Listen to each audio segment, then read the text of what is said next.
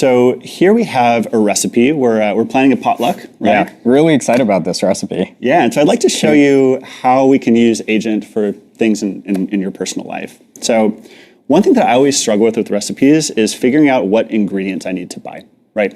It's somewhere in the recipe page, it's some serving size, I need to figure it all out. So I like to use Atlas to ask ChatGPT, what ingredients do I need to buy to cook, do I need to cook this for 8 people?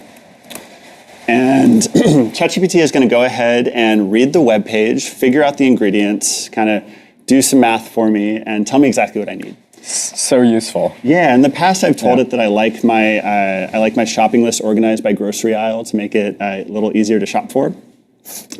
And looking at this, I have most of this, honestly. I just need the meat and the produce. So I'm going to say, can you order the meat and produce for me?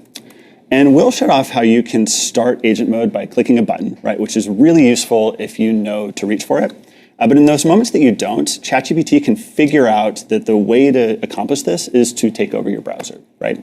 You're always in control. You always have the option to approve or reject it. So I'm just going to click continue to hand the task off to Agent. Yeah, and I love how collaborative Agent is in Atlas. So you can just hand off your tabs, you can go back and forth, and we've really improved Agent a bunch to make sure that it's a lot better and faster at these collaborative tasks. And as you can notice, like at any moment in time, you could take control. And so one thing that's really great about this is like Agent already knows that Justin likes to shop at Safeway, on Instacart, and so it knows exactly where to go when all he said was, can you order this for me? And so it's found its way over to Instacart, and it's starting to search. You can see how it types way faster than I do. And I pride myself on my typing speed, and this is just blowing me out of the water. Yeah, so. Exactly, and it started adding items to the cart already. And so I want to take this moment actually to talk about, despite all of the power and awesome capabilities that you get with sharing your browser with ChatGPT, that also poses an entirely new set of risks. And so it's really important to us, in addition to a bunch of built-in safeguards like ChatGPT Agent is only ever operating on your tabs. It can't execute code on your computer or access other files. It's just in your tabs. That you're also in control of exactly what you're handing over access to. And so if I open a new tab just to show this off, you always get to decide whether ChatGPT Agent is logged in or logged out. And so we really recommend thinking carefully about, for any given task, does ChatGPT Agent need access to your logged in sites and data? Or can it actually work just fine while being logged out with minimal access? And that same principle of control carries through to our entire browser experience. Ryan showed off these awesome browser memories that power these suggestions earlier. It's also worth noting that those are completely optional. You can decide whether you turn them on in onboarding or not. You can always see the memories themselves and manage them in settings. And for any time you don't want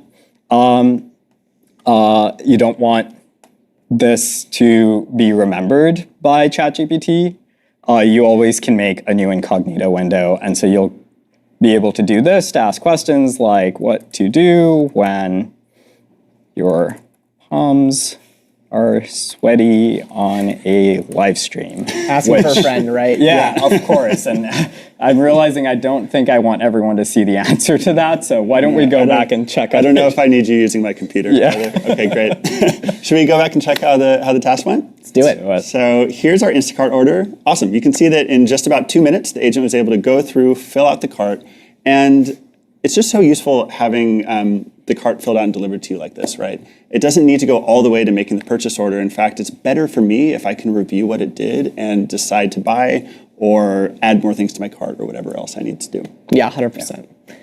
Cool. So we've seen a couple of awesome examples of how ChatGPT can actually control the Atlas browser and perform useful actions on your behalf.